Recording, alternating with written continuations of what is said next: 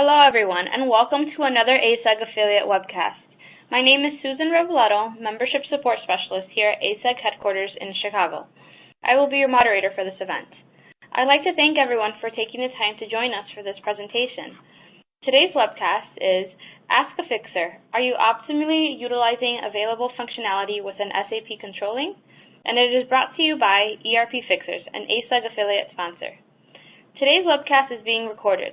That recording and the accompanying slides will be posted to the ASUG website, and all registrants will receive an email with the link to those materials. As an ASUG member benefit, you have access to ERPfixers platform through our single sign-on feature, allowing you to sign in with your ASUG ID. Click on any ERPfixers banner on asug.com to log in. We will also provide you with a link in the email following this webcast. I'd like to remind our audience members that there is a purple Q&A button at the bottom of their screen, which can be used to submit questions at any time. Thank you.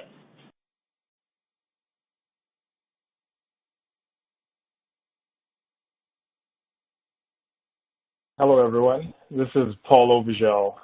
I'm the founder of ERPfixers, and I'll be available on this platform, on this webcast, as well as Ashish. Ashish will be doing most of the presentation, and we'll both be doing answering the questions in the Q&A. So if you have attended one of these webcasts before, we're doing it a little differently today. We will actually have a verbal presentation for about half an hour, and the last 20 minutes will be used for a Q&A. So what is ERPfixers? We're an online platform where you get reliable answers to your SAP questions, issues, and requests. We specialize in almost all, if not all, of the modules. We also do best practice optimization sessions in the major SAP modules like FICO, MM, and SD.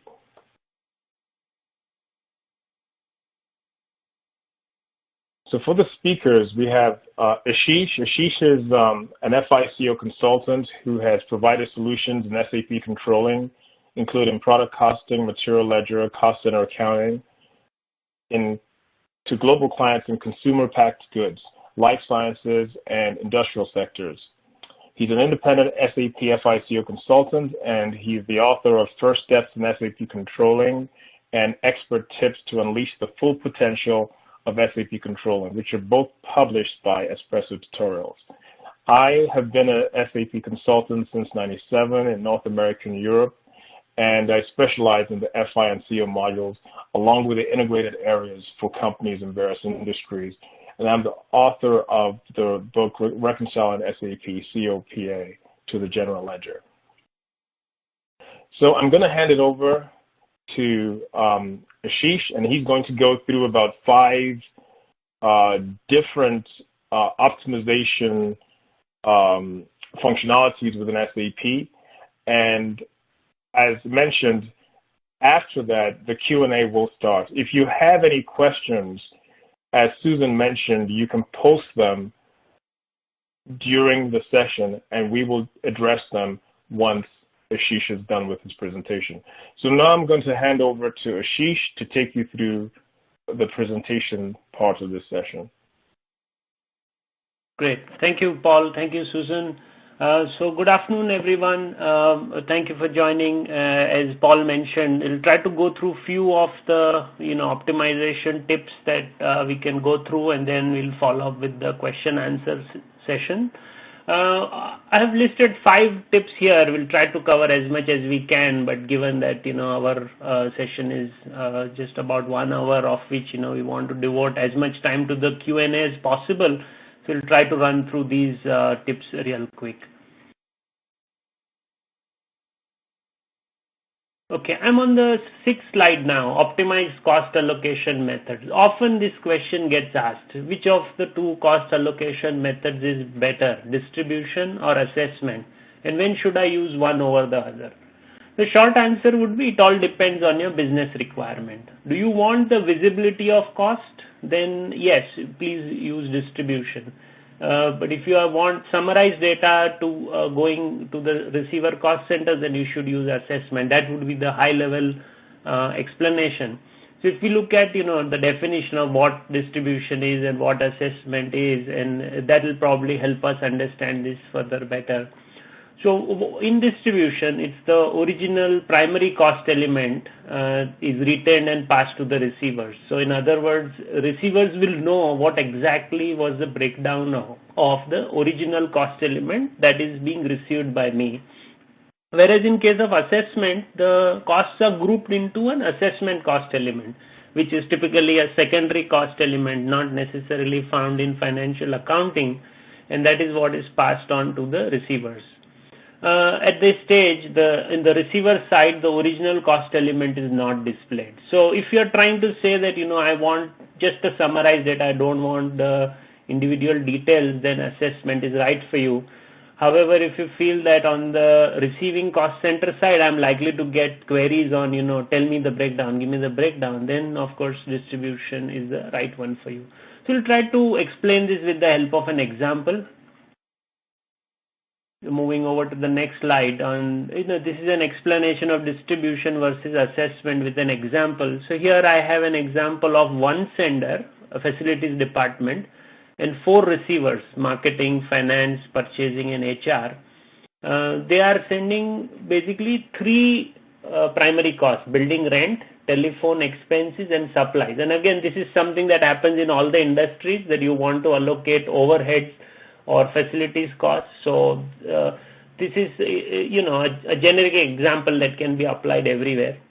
And costs are allocated based on predefined percentages. Again, this is simplified. Sometimes you say that I want to distribute it in the ratio of personnel in each department. So if marketing has 30, finance has 20, purchasing has 25, and HR is another 25, then I will distribute in that proportion. Possible, or you can distribute it in the proportion of people or percentage.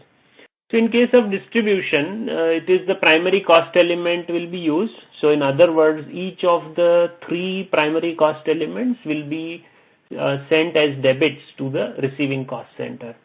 So in other words, purchasing department will know how much of building rent was allocated, how much of telephone expense was allocated, and how much was supplies cost element was allocated to them. Now in contrast, if we go to the assessment, it's basically the secondary cost element which is used for assessment. Let's call it facilities expense. So in other words, the credit to the sender cost center will be through this one single assessment cost element. And similarly, debit to the receiver cost centers would be through this one single cost element for facilities expense. At this stage, the receivers do not know how much of the facilities expense consists of rent, telephone, and supplies or beverage cost. So in other words, in contrast to distribution, where we saw purchasing was able to see the breakdown, in case of assessment, purchasing does not see the breakdown. They only get to know the facilities expense. Now, of course, this has a lot of implication in terms of the volume of data. Now, in our simplified example of one sender, 4 receivers, and 3 cost elements, you can have a difference between one set of lines versus 5. So it's the ratio is 1 to 5 roughly. Whereas if you are looking at a real life scenario where hundreds of cost centers are involved and probably couple of 100 cost elements are involved, you can imagine how much of data it can churn. So if you are worried about the type of data that this commands and the amount of information that gets passed along, and you want to summarize it, assessment is right for you. But if you don't have that concern at all, distribution is right for you. So effectively, it's the balance between the level of detail versus how much the system can take. If hardware is not a problem, I would highly recommend distribution. And then there are other optimization techniques that you can use. So irrespective of whether you're using distribution or assessment, you may have seen that cycles take a lot of time to run.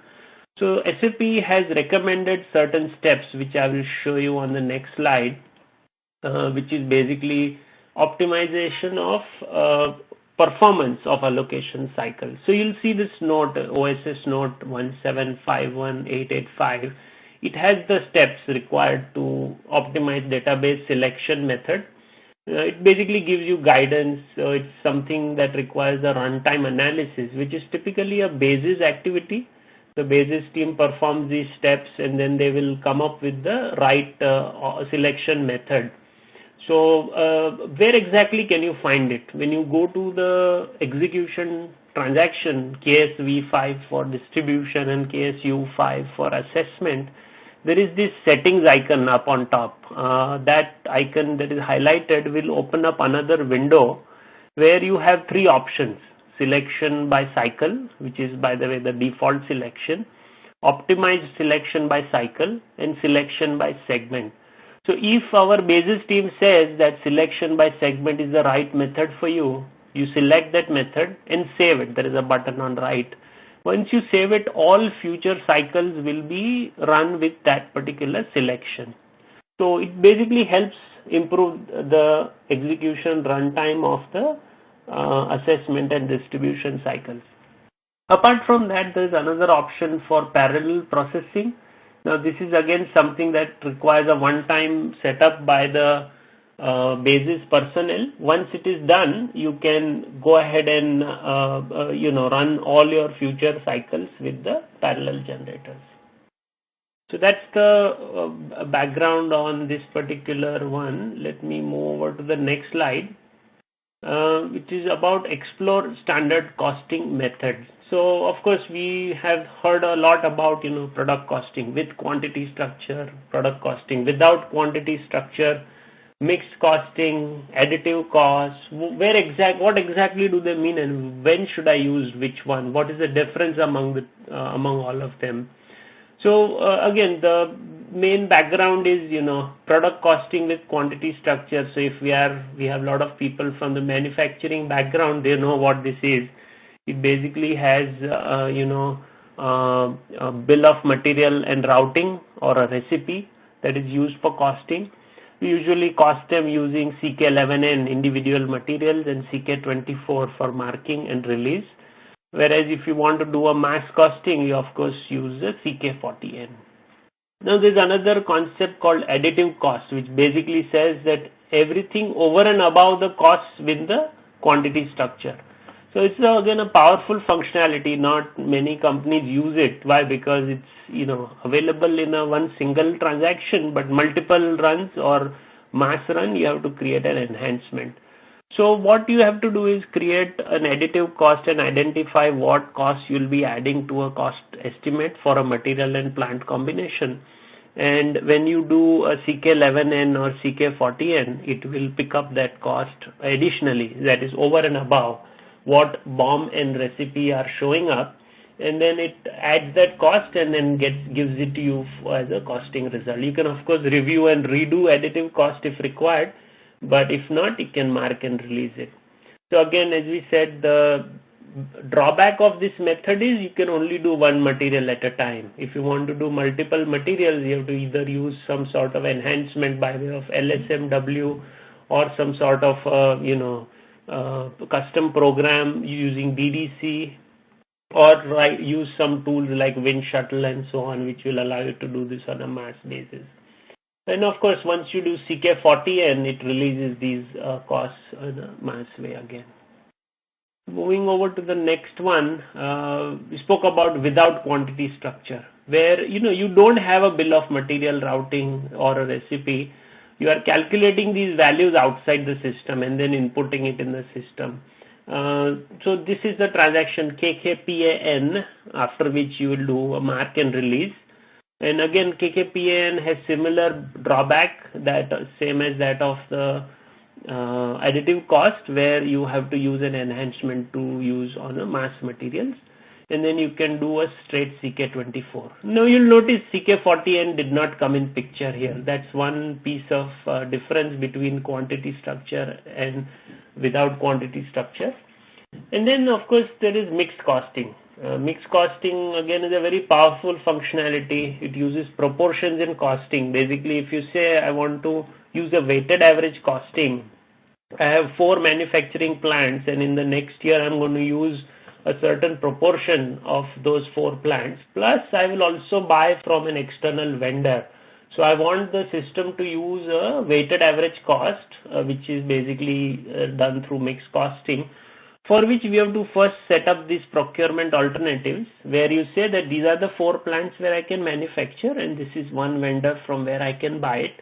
Then I will use the mixing ratios in CK94. Again, it is one material at a time, where we maintain individual proportions of those 4 plants and one vendor. And then we do CK11N to do the costing. At this stage, mixing ratios are pulled. So in effect, it is costing each of those 5 sources, those 4 plants plus one purchase, and then arriving at the weighted cost. We mark and release through CK24. A similar drawback that you cannot do this for mass materials, you have to write an enhancement. And then, of course, CK40N allows you to release them on a mass basis for multiple materials. Now, the other piece you'll see is that the selection screen for KKPAN, which is the product costing without quantity structure, and CK74 are similar because they point to the same underlying object, which is known as unit cost estimate. So here is a screenshot. When you go to either of the 2 transactions, it tells you on the top of the screen, create unit cost estimate, where you say that for a quantity of 100, 20 and 5 of freight, duty and handling cost, this is the price and these are the cost elements that I want to use and these are the cost components. So effectively you are telling the system, please add a cost of $125. So you can of course play around with the price and the quantity and say quantity will always be 1 and price will be variable. Or you say price will be fixed and quantity will be variable. Either way, the math works the same way and the value gets calculated.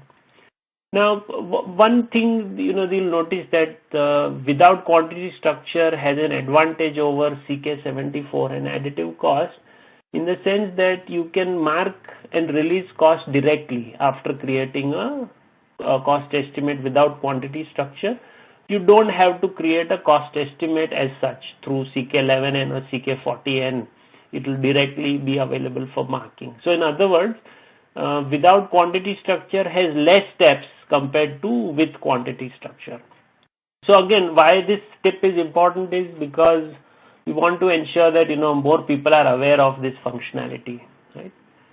That was the background. And then moving on to the next step, user exits for product costing. So I think a lot of people have asked, are there any user exits that are available for product costing? So first let's understand what is a user exit for those who are new to this term or not clear.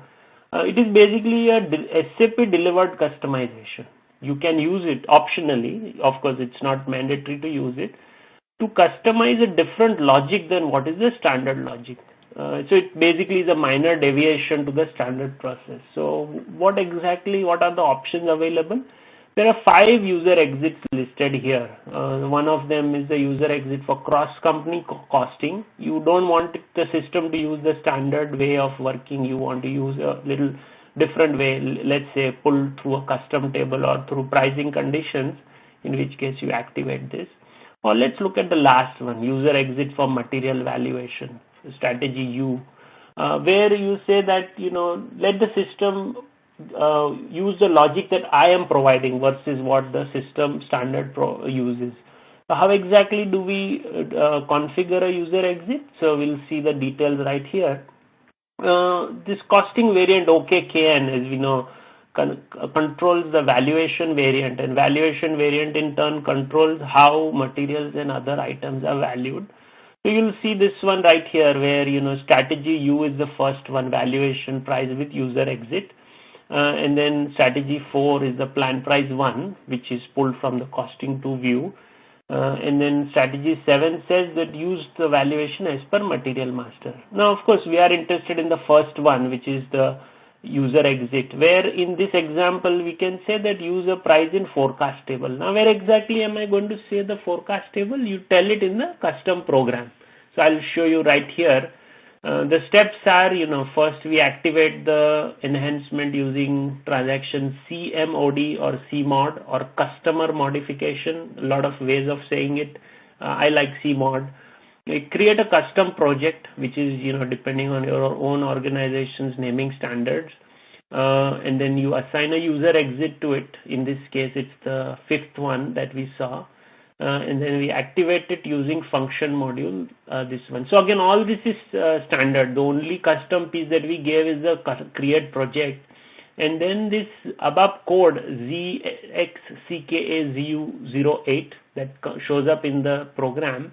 So till here, SAP has given everything. Now we have to take help from an ABAP developer who will do the programming logic coding in the custom program, in this underlying program. So effectively it does what you are asking it to do. Now of course user exits are very powerful, but at the same time they have to be programmed effectively and they have to be tested effectively. Why? Because you are playing around with the SAP standard logic. So that's just one word of caution. Okay, moving on to the next one, identifying options for capturing freight. So this is one area, where there have been lots and lots of discussions across almost all the clients that I have been to. And I'm sure many of us here in the webinar may also have questions around this. So let us see what all options do we have. When it comes to standard costing, there are lots of options, right? So you can use a costing sheet, and then there are some other ones available in the next slide. The main idea is to get the landed cost. So how to get the landed cost? What does it mean? It is basically all-inclusive cost of all goods that reach the manufacturing facility. So something that goes all the way till my manufacturing plant, till the gate.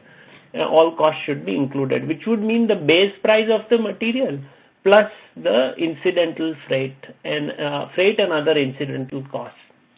So how exactly can we use it in costing sheet? So we say that, let's say base price is picked up through purchasing information record, also known as PIR, which is maintained in ME12 by purchasing team. And sometimes companies say that, no, I am comfortable maintaining it in the finance team. So they will maintain it in the plan price one field. Now, of course, the input comes from purchasing side, but just that the maintenance is done by the finance team. And then we maintain an overhead group in the material master. That is done through MM02, where in costing one view, we maintain the overhead group, which is in turn maintained in the costing sheet. So you can add freight cost based on weight, or you can add freight cost based as a percentage of cost. Either ways it is possible. So you have to decide which is the best method. And then this surcharge can be put based on this cost element or origin group or a combination.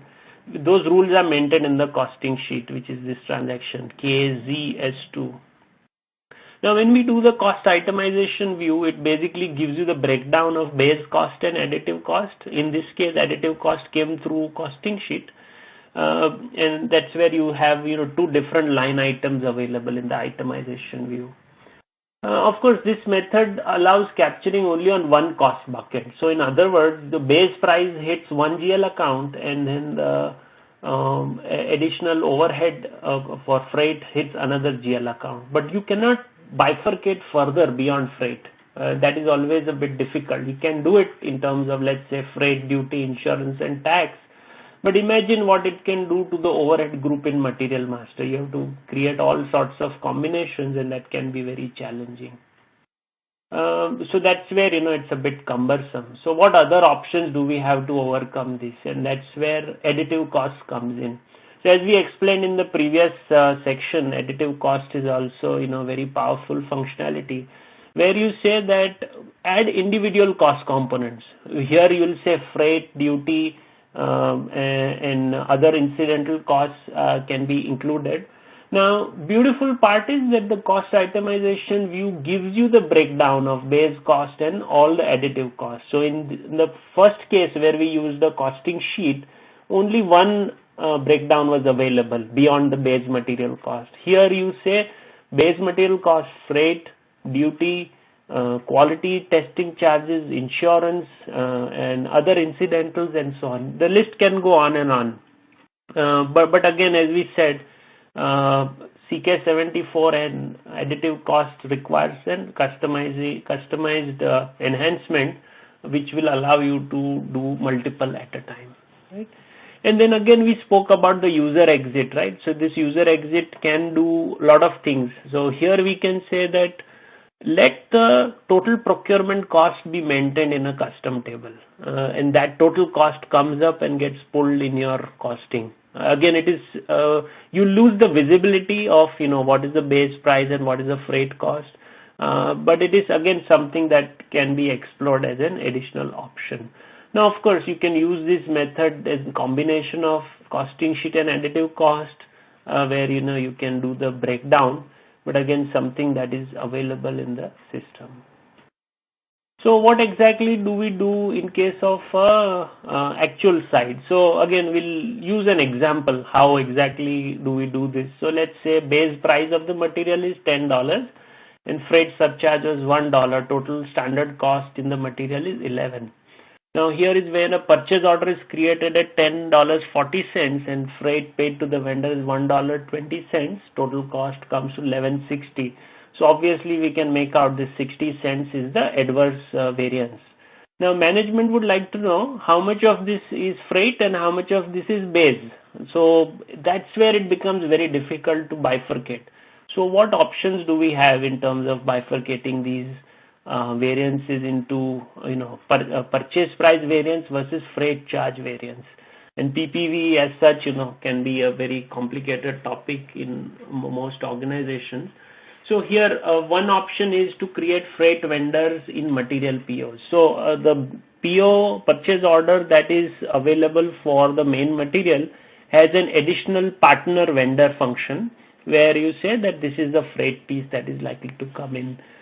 One another option is to create accrual pricing conditions in the purchase orders. This also can be a very powerful feature where you say that $1 of additional surcharge should come up on the freight as a pricing condition on the PO, which is of course accrual, which means internal only. The vendor will not even know this $1 exists in the PO.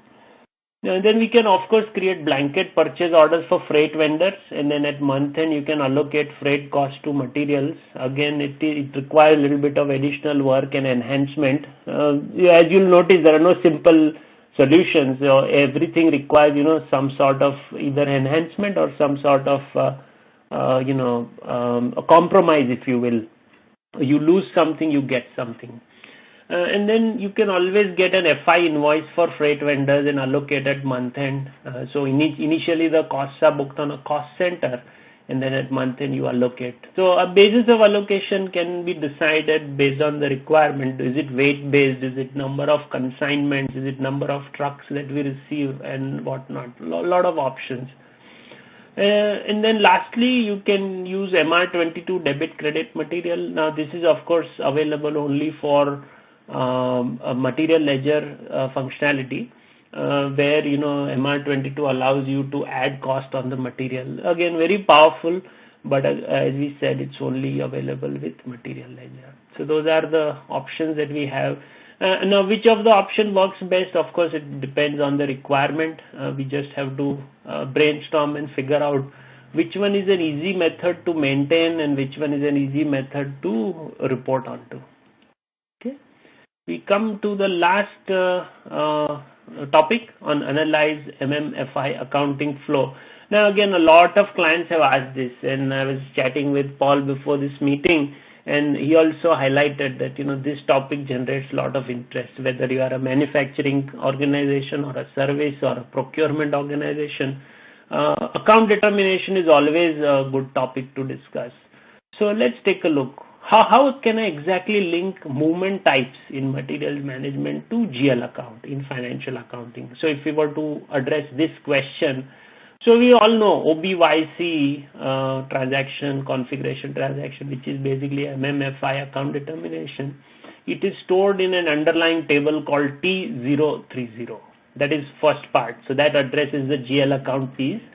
And when we go to OMJJ, which is the movement type configuration setup, it is stored in several tables. One of the ones that we are more interested in is T156X. Now that table has information on the account modifier, and we'll see what account modifier is. And I think for those who do not know, it basically links the movement type to the GL account effectively. Over and above that, you of course have the valuation class, which is going to determine which materials movements will be mapped to which GL account.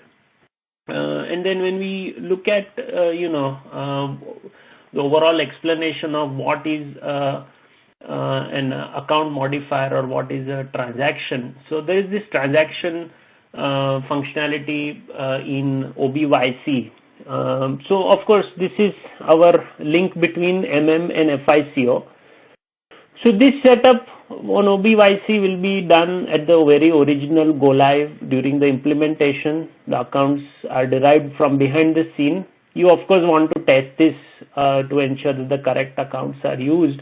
Now till the point in time you are using standard SAP movement types and standard SAP accounts, whether you copy them from INT or your country specific chart of accounts, you should be okay. But whenever we create a custom movement type or you want to change the configuration after go live, it of course needs to be tested thoroughly. Why? Because if we don't do that, you can even bring all your regular transactions to a complete halt. So there are two pieces, transaction and account modifier. Transaction key, of course it is different than the transaction code, so please don't get confused. You must have seen transaction key called GBB or BSX, and we'll see this in the next slide as well. It basically determines the general ledger accounts for posting. These are SAP delivered, you cannot change them. An account modifier further differentiates an account determination based on procedure. So you may have certain other dependent movements which you want to capture separately. Now account modifier can be customized. It is available standard, but you can also customize and link it to the movement type. But of course transaction keys cannot be changed. So if you take a look at an example of a purchase of raw material, the entry is BSX for inventory and WRX for the GRIR. So debit BSX, debit inventory, and credit GRIR, that's how this entry goes. So when movement type 101 occurs for the raw material, which is typically valuation class 3000, the system will say that I will impact BSX and WRX.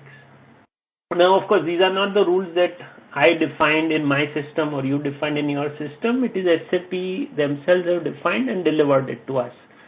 And same way, if you look at consumption, movement type 261 is mapped to GBB as the transaction key and VBR as the account modifier, which is VBR stands for consumption of internal goods and GBB is the offsetting account for inventory posting. So in other words, we will reduce inventory, which is our BSX.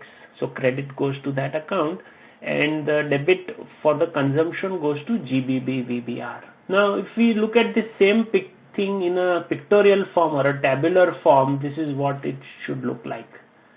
So that's where I'm on slide number 25, where we have, what is the process we are looking at, what is the movement type and description, what are the transaction account modifiers used for debit, which GL account for debit, and same way for credit, all three. So we spoke about purchase of raw material, right? So it is debit BSX and credit WRX. And when it comes to consumption, it is debit GBB VBR and credit BSX. Now of course there are other events as well which are listed down here in terms of what happens when you produce a finished goods. So inventory goes up and the factory output is a credit. Now when you consume the semi-finished, it is the same one GBB VBR, but this time you are consuming a semi-finished goods. So the account hit is different. Why? Because the valuation class is different. When it comes to production of finished goods, it's similar, BSX and GBB AUF. And when you do a sampling, it is GBB VQP and the credit goes to BSX. So one theme that you may have noticed is BSX is always the inventory piece. Whether you increase or decrease inventory, based on that it will go to the BSX piece. And sale of finished goods goes to GBB VAX and scrapping is to VNG and cycle count is to INV. Again here we are assuming that we increase inventory, that's where, BSX was debited, but if it was a reduction, it will be the reverse entry. And then you also may have used 561 during the original go live at the initial stock load. That's where this transaction comes in. And if you're using subcontracting, you are looking at, GBB, VBO, and the tolling fee, the subcontracting fee comes as FRL, and the offset is to WRX. And I think we saw all of them except for the subcontracting procurement, which is BSX and BSV for subcontracting. So this basically was a quick summary of all movement types and accounting entries. If you want to do a mass analysis, the best way to do it is to download table T030 on Excel. Also download table T156X and then merge them. You could also use an SQ00 query to do this. Either ways it should work. I think that should bring us to the end of the 5 tips or optimization techniques that we wanted to go through. I will now hand over to Paul for the next steps. Paul? Thanks. Thank you, Ashish, and thanks for that presentation. So at this point, we are taking any questions that anyone from the audience has about either something that Ashish has spoken about or anything generally in the CO module that you wanted to know about, how to optimize or how to utilize the functionality. So just as it says on this slide, please submit your questions by clicking on the purple Q&A button at the bottom of your screen. Susan will read out the questions that are submitted, and Ashish or myself will answer the questions for the next 15 minutes. Thank you. Thank you, Paul. So again, as a reminder, please use the purple Q&A button at the bottom of your screen to submit questions. The first question is, under what circumstances should I go about automating WIP variants and settlement jobs?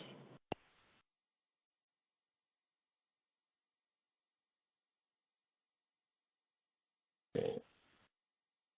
Ashish, I'll leave that for you to answer. Yeah, sure. Yeah, thank you, Susan and Paul, for the question, and thank you for the audience for being so interactive. So, WIP variants and settlement transactions can technically be run as many times in a month as necessary. The only issue is it will post multiple postings for the same order in the same month. So if you're okay with that, you can, post as many times. You also may have a requirement to analyze variances more than once in a month. So you'll say, what if I want to see them every Monday or once a week or once in 3 days? Then of course you can run it more times, but then doing them on daily may be an overkill. You want to run on a weekly basis, which seems to be more practical. You can, but of course everyone knows that you have to run them always once, at least every month. Now there are 2 modes of execution, foreground and background. Frequent runs can be handled through background periodic batch jobs. And then the scheduling these jobs in background would also mean that they are run by the system. It basically removes the person dependency. That's of course always nice.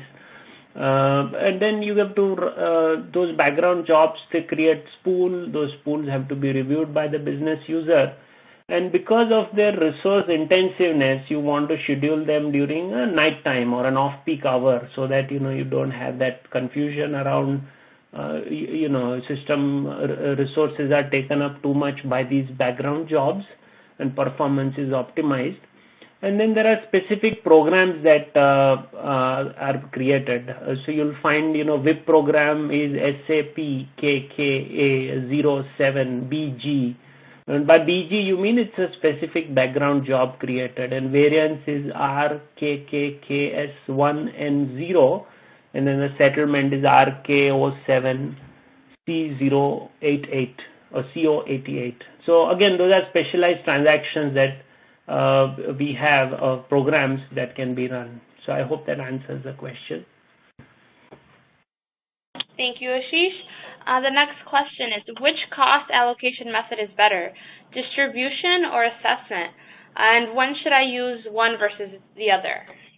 Right. I think this was, very much in line with what we discussed. So you can use either one of them. So if performance is an issue, you want to summarize, then assessment is the right one. But if you want to do reporting, then distribution is the right one. Thank you. Next question is, we are looking for a report on reevaluation for our cost roles that breaks out the labor, overhead, and raw materials from the previous cost to the new cost. We are struggling in the reval. Is a FI doc versus a MM doc? Yeah, that's about it. Okay, got it. So I think, this is one issue that I've seen many organizations face around revaluation. By that you mean when you're releasing the new cost, if my old cost was 100, new cost is 102, I believe you are looking at what caused the $2 difference and what was the inventory at that time, and how do I back calculate and explain what was the overall revaluation. And it sounds like you want to get a breakdown of labor, overhead, and raw material, which is possible when you compare the two cost estimates separately. But one thing that you may find useful if you have not already tried this is a transaction known as CKMPC search, which basically says it's a price change search transaction, and CKM prefix would tell you it's a material ledger initiated transaction, but it can be used even when you do not have material ledger, that it's grouped within that. The transaction code is CKMPC search, and it gives you the breakdown of what was the inventory and what was the price difference. Now, if you are using material ledger, you can of course do this through analysis through CKMB, B for Bob, which basically gives you that breakdown of what was the old price, what is the new price, and what is the revaluation. But maybe, Paul, I can verify with you. Have you seen this in terms of the cost component breakdown and labor, overhead, and materials? I believe this is possible, yes, but would require some customization, right? Yeah, so I think, as you mentioned at the start of what you were saying, there is a report that you can do an analysis of cost estimates. So that report is S_P99_410000111. It's called Analyze and Compare Material Cost Estimate. So you can analyze one cost estimate versus another in total, but you can also break that material down into cost components. So basically you can have material, labor, overhead for your current cost component compared with your previous. Now, the only thing with this is that in order to get the cost component breakdown for this, to have it broken down into the cost components for this report, you need to utilize something called cost component groups. I can't go into detail right now how to get cost component groups and make it work for this report. So that's something that the person who made the request will need to take offline or ask us. Maybe you send that question through the platform and we'll answer it there for you. But there definitely is a way to do that. Yeah, good. Yeah, see, this is, unique requirements and unique solutions. Every day we learn something new, and that's where, I like these kind of forums, that a scenario that I may have come across and have addressed it, I can, very well share that scenario with others and solution with others. At the same time, I myself may learn something new like how I did today. So thank you, Paul. Okay, we can move on. Yeah. Yes, the next question is, on a month end, we run RA and settlement on contract sales order, VA43, using program SAP KKA02BG and RK07 VA88. Issue is these programs are considered very old age contracts, which is not relevant anymore, and that is why time taken for background is huge.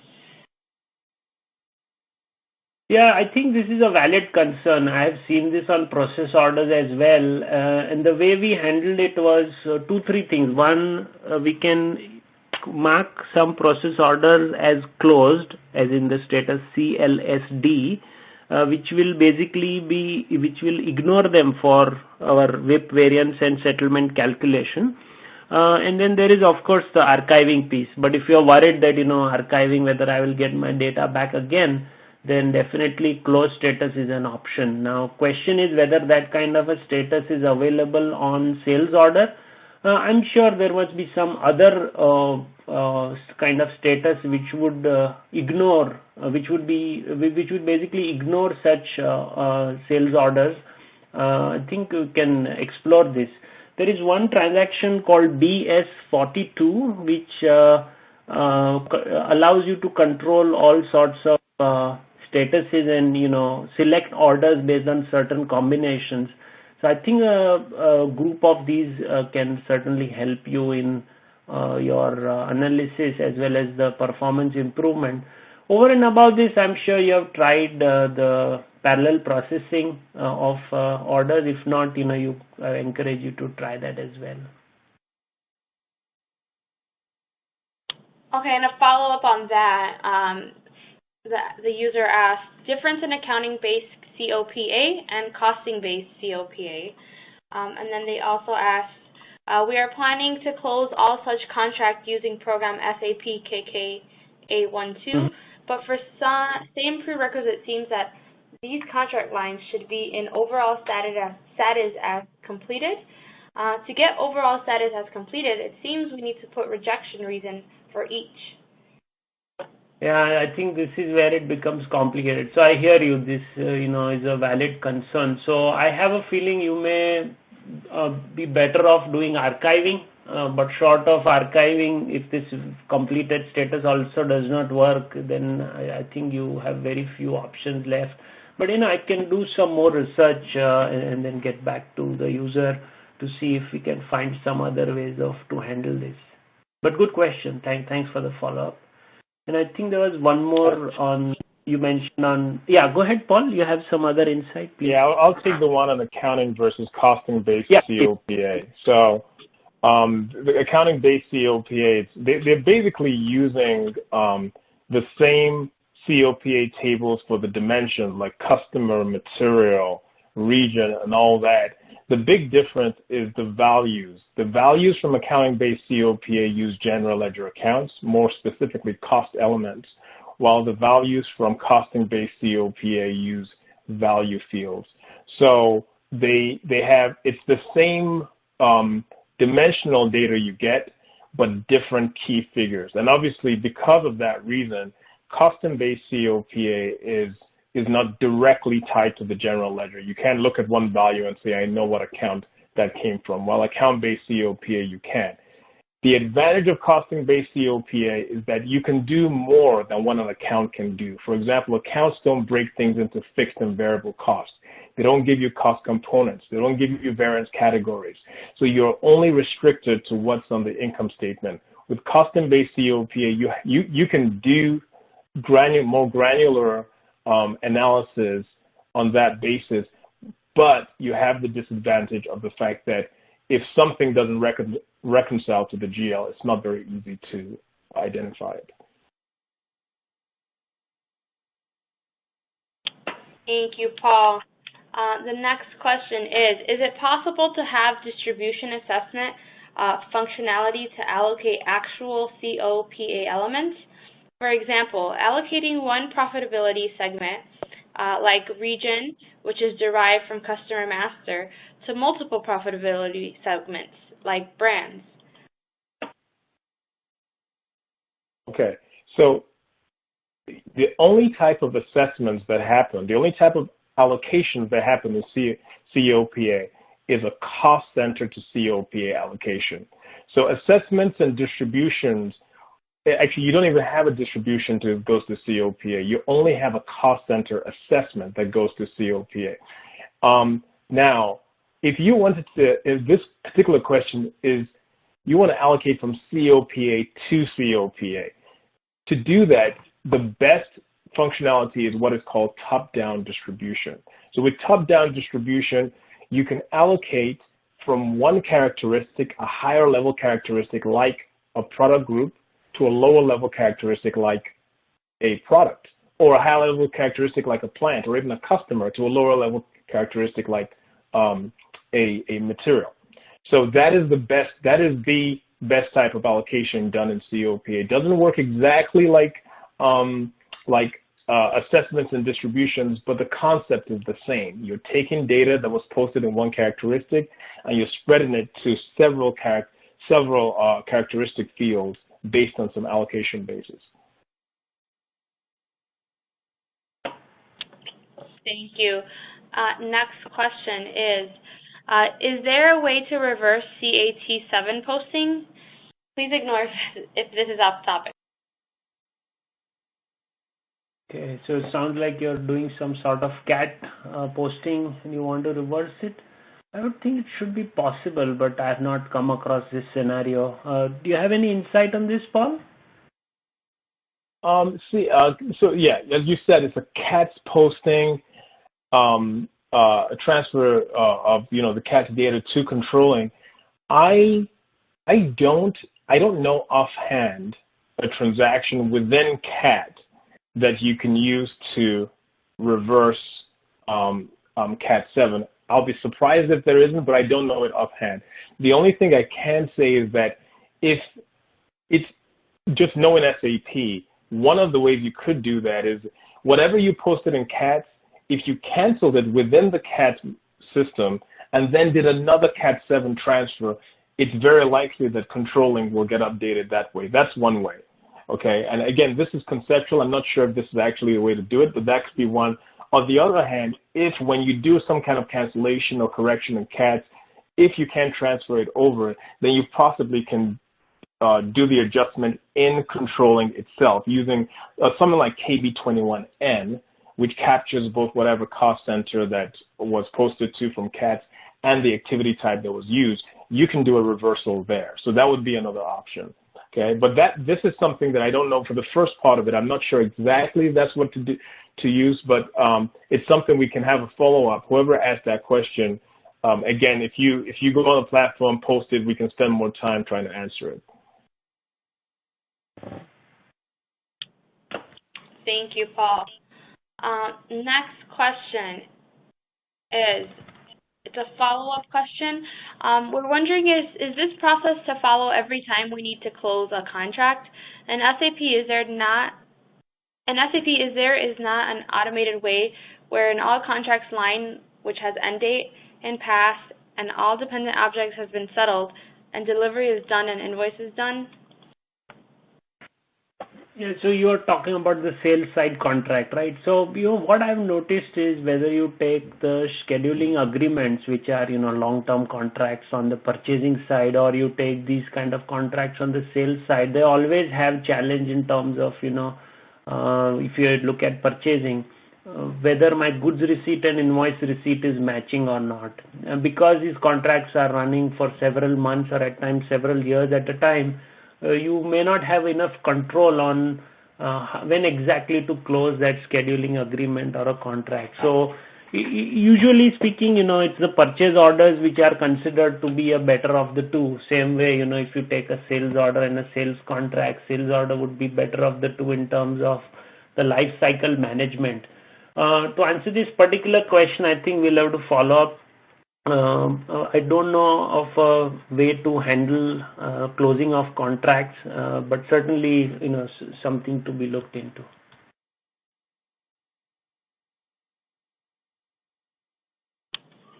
Thank you so much.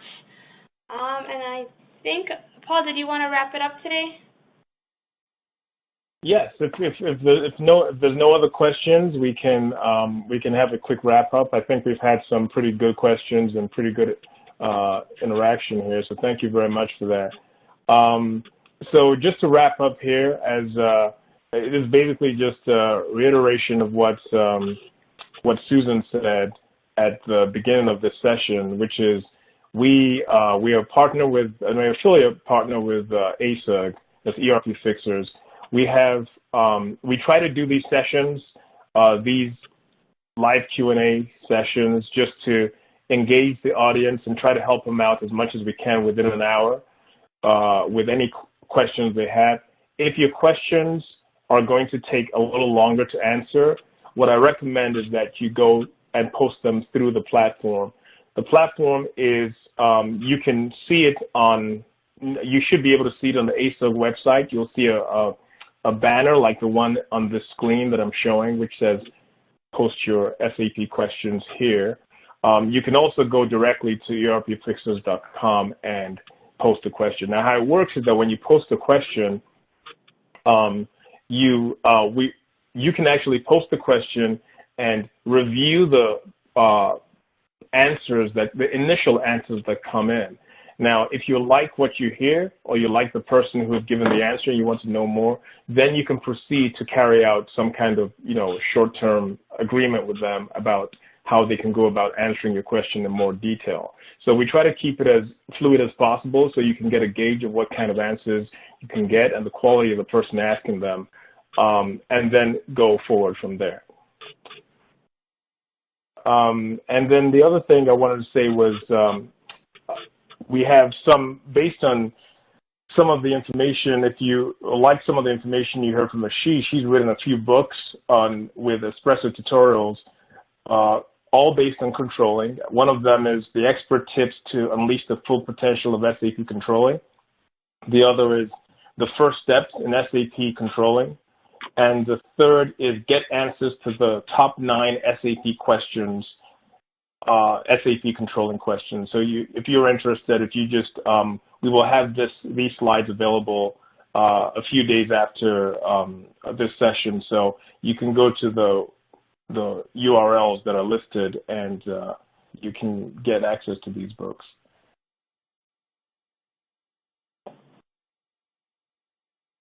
Okay.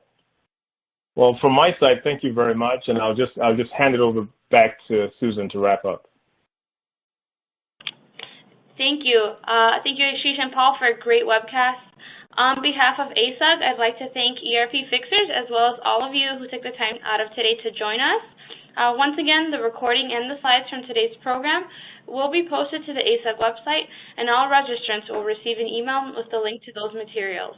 With that, I would like to close today's webcast. Have a great rest of your day, everyone. Thank you all. Thank you.